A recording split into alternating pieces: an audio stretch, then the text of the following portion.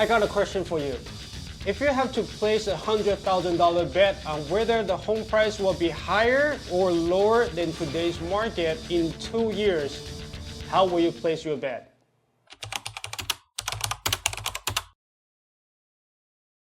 Hi Joshua, it's very nice to have you here. Last week, you shared some very interesting data and information with our agent in our office. And I figure it would be beneficial to share those information with my audience so they can make a educated decision when it comes to buying or selling their real estate. And before we start, can you introduce yourself, your background, so my audience can know more about you? Absolutely, Ethan. Glad to be here. Thanks for having me. So I'm Joshua's son with Blue Financial Group. I've been doing lending for almost 17 years. I love Jesus. He's my Lord and Savior. He's really good. He's so real. I'm 43 years old and have a beautiful wife and 4-year-old daughter. We have another one due in May, so I'm really excited about that. Congrats. Thank you so much. Originally from San Diego, live in La Mirada now. I graduated with the economics major at Duke University. Econ from Duke? Yes. Wow. So you are a numbers guy? Numbers guy, love the market, like to study that and help our clients make best decisions like you said.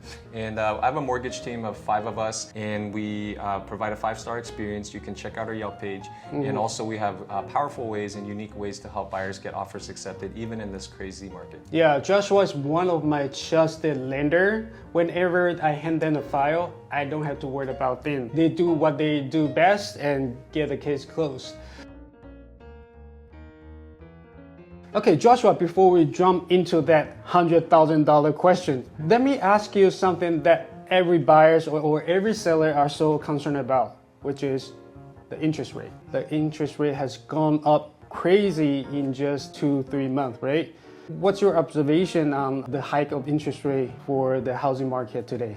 Yeah, great question, Ethan. So rates have gone up over 1% just from the beginning of the year. That's a lot. Unfortunately, rates are going to continue to go up because of inflation, but we're really not seeing a change in the demand. And then with the record low inventory that we have right now, we're on average seeing 15 to 30 offers for every property. Still, huh? Still, yeah, we make offers every day for our buyers, so that's how much we're competing against. And then on average, we have to go about 10 to 20% over asking price to get offers accepted. We have to go 5 to 10% over just to even get a counter offer. Yeah, just to get a counter. Buyers still have to fight very, very hard. They have to go that extra mile in order to get their dream home. Okay, now let's jump into that $100,000 question. If you had to place a bet between if the home price will be higher than today's market or lower than today's market, where will you place your bet? Yeah, if I had to place even a $100,000 bet, like you said, where prices are going to be in a year or 2 years, I would definitely place it for it to be higher. Higher. Absolutely, and easy bet higher, and it's just based on the supply and demand. And my forecast personally is I think homes, especially in our area, Los Angeles, Southern California, this year is going to go about 10 to 12%. Still, regardless of the high interest rate. Correct, and that's not just me. There's a lot of different forecasts for the country, anywhere from middle to high single digits. But Zillow, for example, they're forecasting 11% appreciation. Goldman Sachs, which is the #1 investment bank in the world, they're forecasting a 16% appreciation. And they're a good source because they're really smart people and very reputable. Keep in mind, this is for the country, but then in LA, in our market, it's always stronger than the national average. So I would say that's even higher. And Joshua, I believe you are someone who loves to study the market, study the data. So your decision is not based on a wild guess, right? Are there any other aspect of the whole economy and population that will drive up the price even further?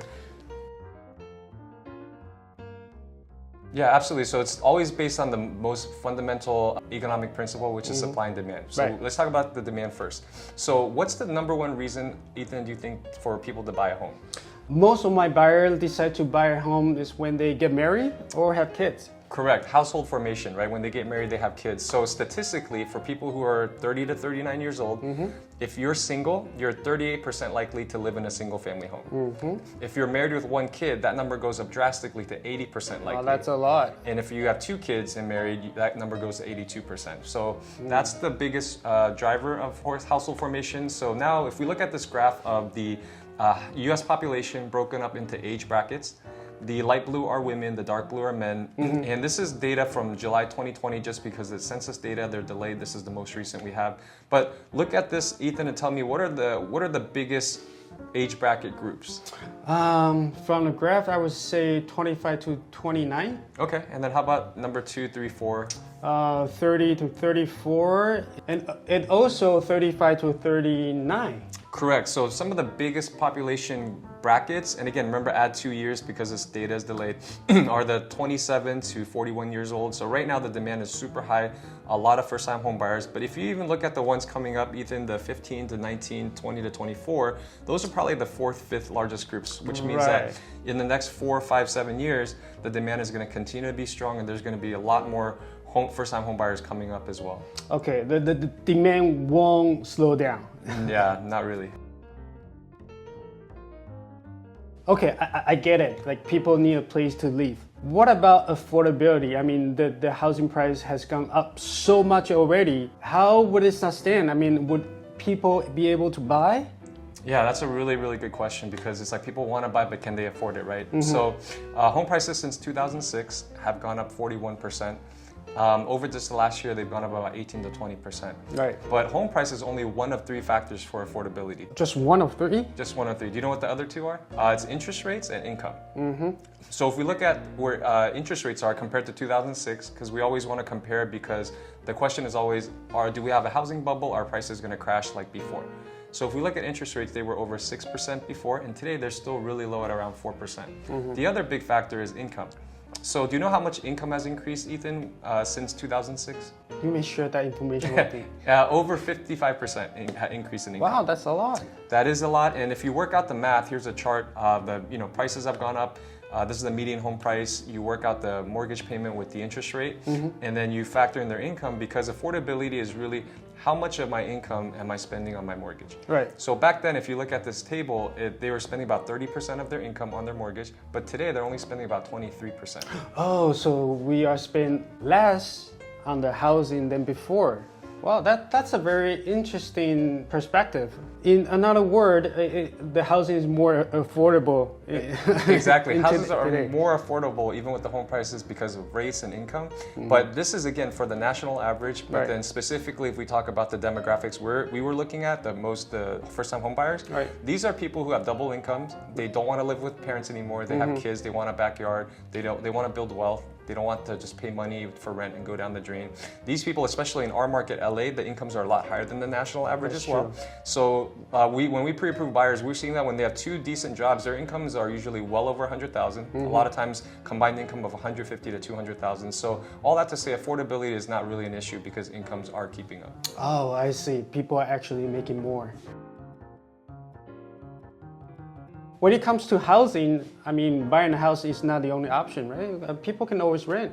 Correct. So those are basically the only 2 options, right? So unless you live with parents, but if you have a family, that's probably hard to do. So if home prices are hard to purchase, but if we look at rents too, rents have actually gone up 19% over the last year in the LA, Long Beach, Anaheim area. This is according to Realtor.com.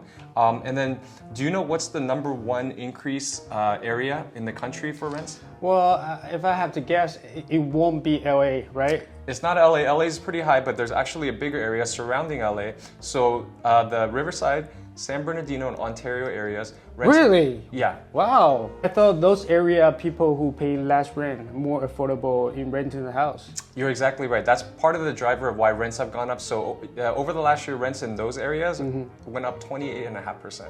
28.5? Yes, that's the #1 highest in the country in increase. And to your point, it's because all those people who can't afford rent in LA, they're all overflowing into those areas, and that's what's driving the rent up. So all that to say is purchasing a home is tough, but then renting is not an easy option too, which also kind of goes back to, that's going to continue to drive the housing market, purchase market. Okay, so if both options are difficult or tough, might as well buy a house and pay for your own mortgage, right? Exactly. I know one of the main reasons the housing price have gone up so crazy, low inventory. Do you see any resolution, or how long it would take to resolve that issue? Yeah, that's a great question. That's the supply side of the equation, right? So big picture wise, what's driving the home prices over the last 4 or 5 years is a shortage of about 5 million homes in the country. Okay, 5 million homes. 5 million homes. That's a lot of home to build. Yes, and this article of CNBC shows that it's basically on household formation, population growth. So since 2012, 12.3 million households were formed. And in that same time period, Ethan, only 7 million homes were built. So 12 million minus 7 million is shortage about 5 to 6 million. As far as inventory, so if we look at the chart here of the inventory compared to 2006, that's when the crash happened, there were 3.7 million homes for sale. Now, based on this chart, which was back from about 3 or 4 months ago, it was down to 1.2 million. But since then, it's dropped to 910,000. So not even 1/3. Not even 1/3. And right now, today, at the reading this week is we're now down to 725,000 units, which is about 3 million less homes compared to the crash. So the supply and demand dynamics are very different from back then. But those issues can be resolved by building more homes, right? And since it's so profitable to build houses, I mean, just let the builder build more. Absolutely, Ethan. That is the number one source, the solution to build more homes. And they're trying to build as fast as they can, but they're going through so many challenges right now. Can you think of some of the major challenges they're facing? Difficult to get stuff imported into the state. Supply chain issues, materials. They're all, if you try to order an appliance or a sofa, this takes forever. And then also... I know, I'm still waiting for my new fridge. Exactly. Everything's back ordered. Material costs are a huge issue because that factors into the profitability. Like you mentioned, inflation's at a 40-year high. And also semiconductors, Ethan. Do you know why semiconductors are an issue? Cars, electronic, they all need semiconductor. Yes, exactly. So they're used for cars, they're used for also smart appliances. And then these new homes, they need smart appliances to finish the home. So even if everything's ready, but they don't have the appliance, they can't finish it. So some of the biggest builders in the country, they're so backlogged on homes they're trying to finish that they actually pause starting new homes. So they're trying to build, but they're just having so many issues. And I have a friend at LA Chamber of Commerce who did a study that it's going to take for the LA area 7 years for the supply to catch up to demand. 7 years? 7 years. 7 years. So basically you are saying we will be in this kind of state for the next 7 years. Yeah, that's in line with the other top housing analysts for the country. I mean, 7 years specifically for LA area, but all the other analysts are saying even if a lot of these issues are miraculously resolved, it would still take at least 3 to 5 years for the supply to catch up. Okay.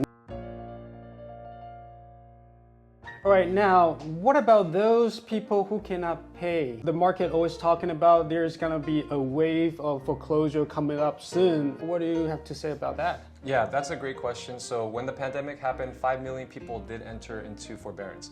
But actually about 23% of those people never missed a payment, meaning they didn't really need it. And since then, over 3.5 million people have exited forbearance already. And out of those, only 0.65% resulted in a foreclosure or short sale. So now if we apply that same percentage to the remaining 1.5 million, that only gives us about 2,400 homes, Ethan, that would potentially come on the market. Oh, okay, wow. And we are in shortage of how many homes again? I would say 5 to 6 million right now. Wow, okay. And since the equity have built up so much, so people have options, right? They don't necessarily have to foreclose their property. Yeah, when people have that much equity, they find a way to protect it. I understand. Okay, so Joshua, today we touch on a lot of aspects of real estate market. Right? We talk about population, shortage of supply chain issue, and also like rent is going up as well. No wonder you are so confident with your $100,000 bet. And thank you so much for bringing a lot of data to support your decision. Hopefully today's information will be helpful for your real estate decision. It was my pleasure, man. Hopefully it was helpful, and let us know if you have any questions. All right, see you at next episode. Bye.